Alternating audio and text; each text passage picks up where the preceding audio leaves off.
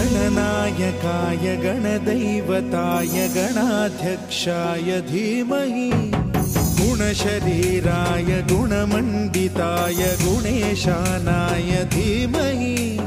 गुणातीताय गुणाधीशाय गुणप्रविष्टाय धीमहि